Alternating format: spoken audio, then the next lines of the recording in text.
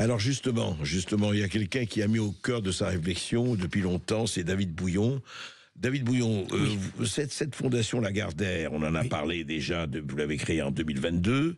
Et alors les personnes âgées, parce que vous êtes beaucoup occupés justement au moment du Covid, etc. Et vous avez créé, et vous allez nous en reparler, cette espèce de car qui fait que vous pouvez vous circuler, vous et vos collaborateurs, etc. Alors expliquez-nous.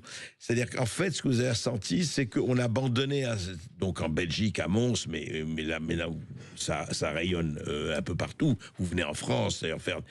En fait, c'est quoi? Vous avez constaté qu'on mettait un peu au rencard un peu un certain nombre de gens et qu'il fallait s'en occuper autrement? Comment? Écoutez, la réponse, elle est simple. Ce n'est pas que j'ai constaté, c'est que je l'ai vécu. Donc, des moments où, en étant enfant, on subit la maltraitance de son père, donc, et on y résiste. On est un vrai résistant. Donc, on dit non à ce que votre père vous impose. Et si on dit non, ben, c'est de la ceinture, ce sont des coups.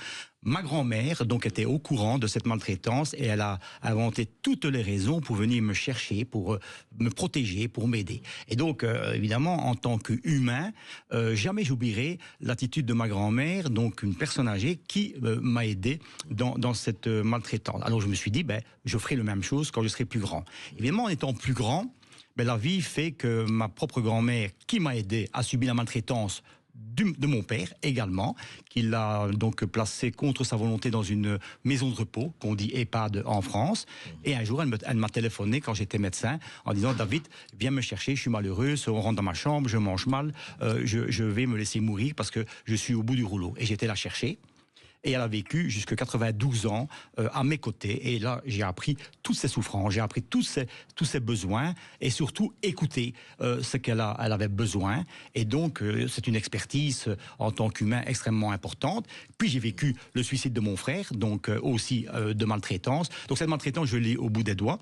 Et évidemment, étant médecin, et ça, je pense que c'est important de le souligner aujourd'hui et de le rappeler, c'est que des moments où on prête son serment d'Hippocrate, son serment des médecins, ben on n'est pas dans les traitements, on est dans la dignité humaine, on est dans la vie humaine, on est dans la souffrance des patients, quel que soit l'âge, quelles que soient les circonstances. Le serment, il est là, il est noir sur blanc. Donc, on doit s'occuper de tout ce qui est dignité humaine. Alors évidemment, je passe au niveau politique, on a sorti quand même la loi relative aux droits du patient, où là c'est l'information, c'est la dignité, encore et toujours, et une médecine de qualité. Et puis après, vous avez cette charte fondamentale, donc cette charte des droits fondamentaux au niveau de l'Europe, c'est toujours la dignité humaine, c'est toujours le droit à la vie. Et puis il y a le code pénal. Alors évidemment, donc quand vous êtes médecin de terrain, et qu'on vous appelle au secours, docteur, je me sens mourir et il n'y a personne qui vient m'aider, mais vous découvrez cette maltraitance que je qualifie d'invisible. Invisible par les autorités médicales, donc l'ordre des médecins, invisible par la justice, et invisible par les élus politiques, en tout cas du côté de Mons, en Belgique, et en Belgique, c'est invisible du côté politique aussi. Ils ne vont pas vers le citoyen, ils ne font pas Lagardère. Alors,